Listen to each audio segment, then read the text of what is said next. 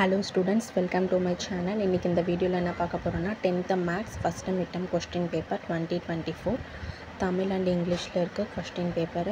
இதெல்லாம் நீங்க கலெக்ட் பண்ணி வச்சுக்கிட்டீங்கன்னா உங்களுக்கு பப்ளிக் எக்ஸாமுக்கு ப்ரிப்பேர் பண்ண ரொம்பவே யூஸ்ஃபுல்லா இருக்கும்.